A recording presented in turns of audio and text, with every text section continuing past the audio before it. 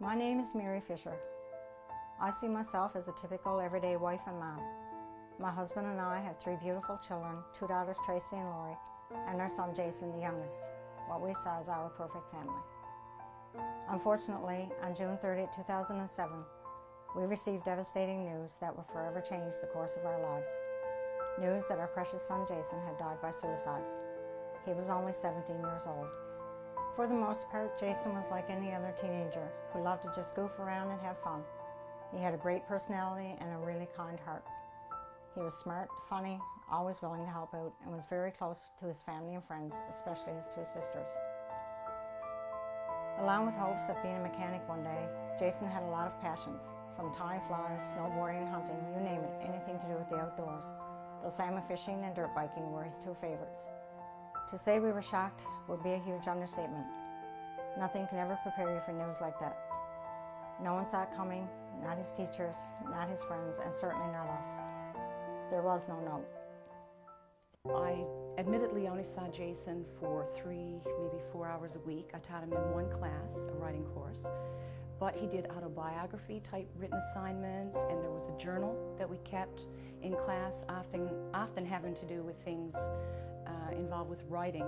But he also had a chance in that journal to express his thoughts and feelings about things and his opinions.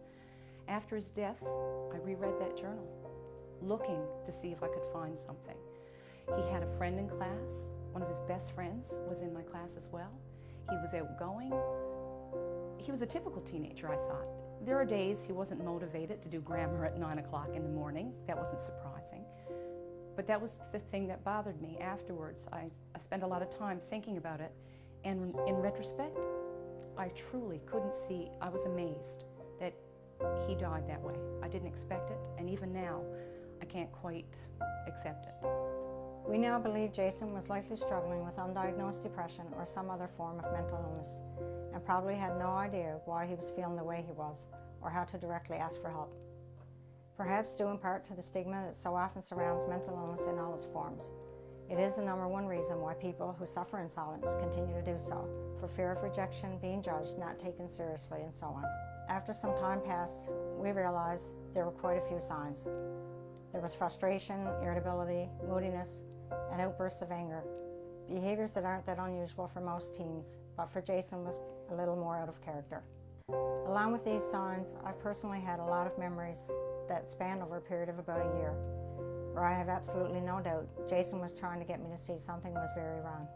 Every student is different, obviously, and an individual, but one of the things that I most remember about Jason is he was so excited that year. He was expecting to get a new dirt bike, and that came up quite often in his writing and in class conversations. He was so excited about this dirt bike, which is another reason that it just didn't fit what I would see as a profile of a child that might be contemplating suicide. In fact, when I got the call that Jason had died, I wasn't told first that he died by suicide, and my first thought was that he probably had an accident on his new bike. And again, when I did realize that it was suicide, I was shocked. I just kept thinking about all the plans he'd made for riding that bike during the summer, and it totally contradicted with anything I would have thought about a student contemplating suicide.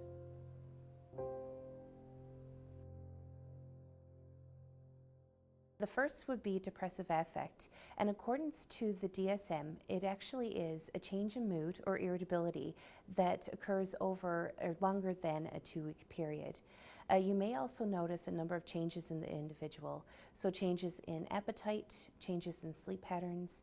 The person may become more socially withdrawn. Signs of worthlessness, hopelessness, and guilt and shame are also a part of depressive affect. The other things to look for are the individual may begin to start talking a lot about suicide and about death. So saying things like, it's not worth living, life would be better if I weren't around, those sorts of things. They may actually begin to pass along their possessions as well, and may give things that are of importance to you without you knowing exactly the purpose behind that. So those are things to look for. My advice for parents would have to be, Number one, you need to open your mind to the realization that suicide can happen to your child like anyone else's. Even if on the surface, your child's life may seem picture perfect. Jason's life seemed that way. No one is immune to suicide. There is no profile. Number two, make it a priority to learn the warning signs and behaviors of suicide. What you know really can save a life, maybe your own child's life. Education is key. Number three, never assume anything about your child.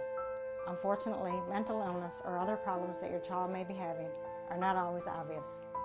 Sometimes kids have a tendency to keep things to themselves, usually out of fear of being judged or not taken seriously. Finally, therefore, you need to have frequent heart-to-heart talks with your kids and ask very direct questions about their lives. Keeping those lines of communication open are crucial.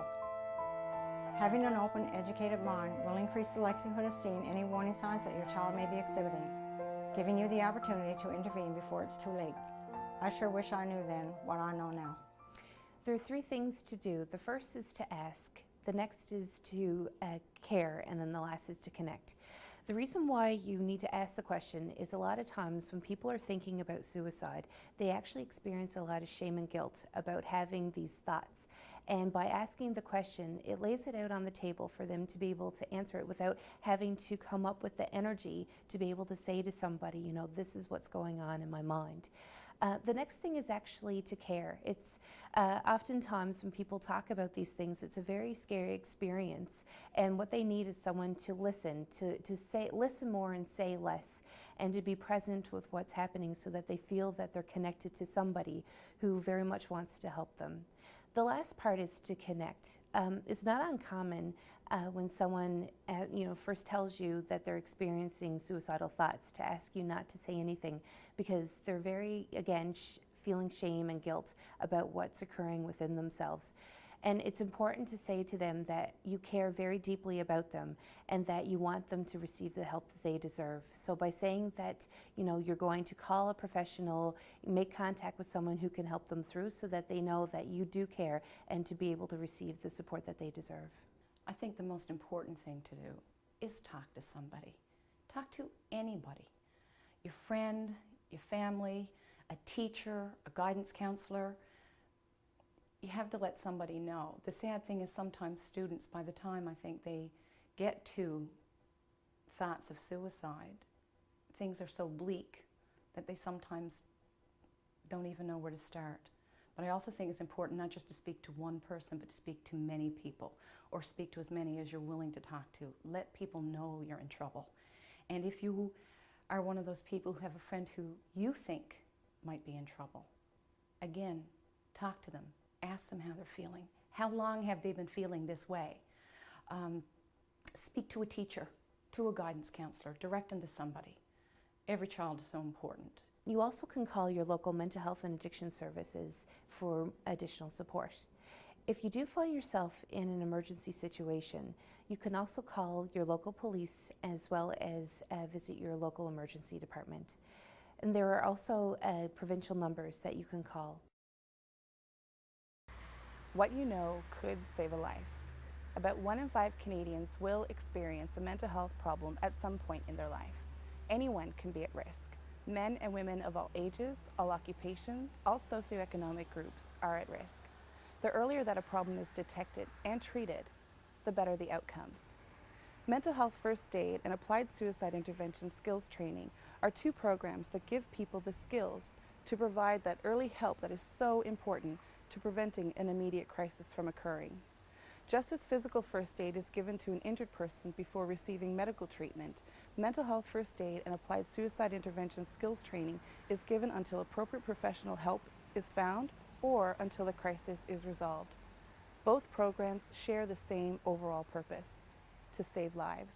I've had a lot of thoughts about Jason over the years since his death, and sometimes I fear he's one that I let slip through the cracks. It bothers me that I didn't see any signs. We never stigmatize physical illnesses such as heart disease, diabetes, cancer, etc. Nor should we stigmatize mental illness. We need to eliminate stigma. Keeping an open dialogue on subjects of mental illness will help us achieve that. Without the worry of stigma, people who are suffering will more likely feel they can reach out for the help they need and deserve. Nothing will ever have a more devastating impact on your life than the loss of a child. under any circumstances, let alone to suicide. I really hope you'll take my advice and learn what you can about suicide, so you never end up spending time with your child the way I unfortunately spent time with mine.